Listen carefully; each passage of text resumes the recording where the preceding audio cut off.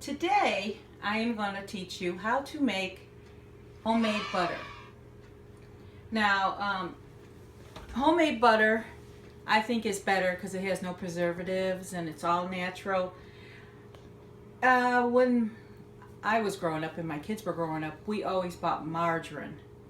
And then I started reading things about margarine where they used to use those back in the day. Margarine was invented to fatten up turkeys.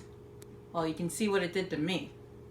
So, butter is supposed to be way better for you than margarine, because also margarine, there's things about high cholesterol and all. It's just not too good for you.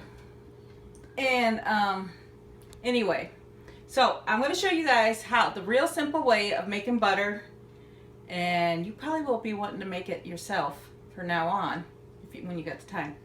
Okay, we need is heavy whipping cream.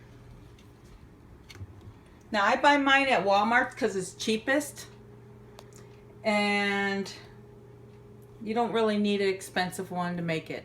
And salt. And you need some cheesecloth. You can get this too at Walmart, but it's in the craft section. I tried looking in the bakery, couldn't find it. I found it in the craft section. Or you can go to Joann Fabrics or wherever you want to go. Cheesecloth. Alright, so far this has cost me like to make, and remind you, this cheesecloth is good for many times. It's just a lot. So I'd say it's cost me a whole $5 to make about 2 to 3 pounds of butter. And sometimes I can't find it right now, but I like to color my butter to make it yellow, you know, pretty yellow color, but I misplaced my food coloring right now. So if you want to color your butter, if you want it, instead of it just being plain white, just put like 5 drops of yellow, 5 to 6 drops of yellow in there. Okay, we'll start by putting this into the food processor. I'm glad I bought a food processor. Well, I still got about this much left. You can't all fit in here. If you have a large one, that's fine. If not, you're just going to have to make another batch because it might overflow on you. Oh, well, sorry. I almost forgot. And I'd say about this much salt. I'd say it's like a half a teaspoon. It all depends. If you don't even have to put salt in there if you don't want to. I like my butter to have a little salty flavor, so it's all up to your taste. And we're going to turn this on and wait till it thickens up and start looking like butter. As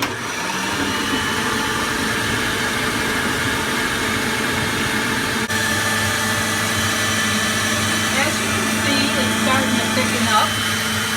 You can go right here. As you can see, it's starting to thicken up. See how it's getting thick? Now we're waiting for it to thicken up and start being clumpy. What we want to see is buttermilk coming out of the cream. So it's going to look like lumps of butter, but then it's going to look real milky. That is buttermilk. That's what we're trying to do. We're trying to separate the buttermilk from the butter.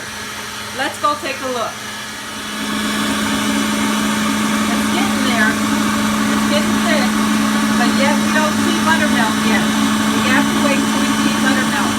See, this is how it looks right now, which is, let's see if it's got enough salt. Just a dab more salt, but we're going to keep going until it gets harder. And what we want is, we want it to be the consistency of butter, like in clumps. But also, we're trying to separate the buttermilk from the butter. Once we see the buttermilk flopping around in there, we know our butter is done. Notice how the buttermilk and the butter are coming separated. I believe our butter is done. Let's check. Okay, the butter is so much harder. You can come closer, Lexi. The butter is so much harder, see? That's how you want it, hard like that. And here is the buttermilk. Now you don't want to throw away the buttermilk. You can save it for a couple days in the refrigerator.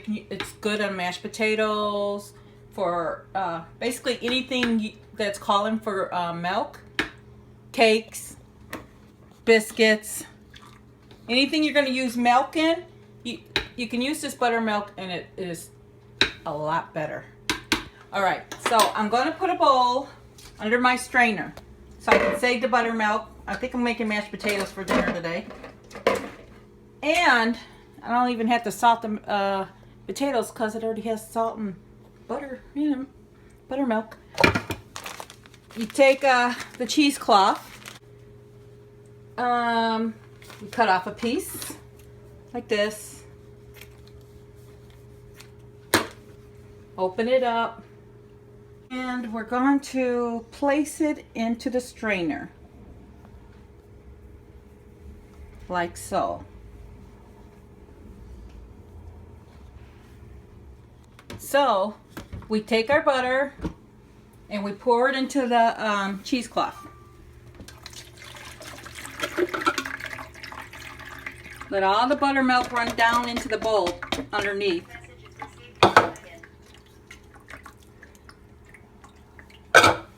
Here's our butter. Don't that look delicious? It tastes delicious. Then what we want to do, there's still some buttermilk in there. We want to drain it. Lightly squash it, mold it. Let all the milk go down into the bowl till you think you finally got all of it. And here is your butter. And now it's ready for you to put into Tupperware. And then or the freezer. And it's just like any other butter. You can mold it, save it, do whatever you want with it. And here's your butter. So here's my butter, and here's my buttermilk that I'm going to save for my mashed potatoes later. Makes them a lot better tasting, a lot fluffier. And there you have it. And this is only a half. This is only a half of this.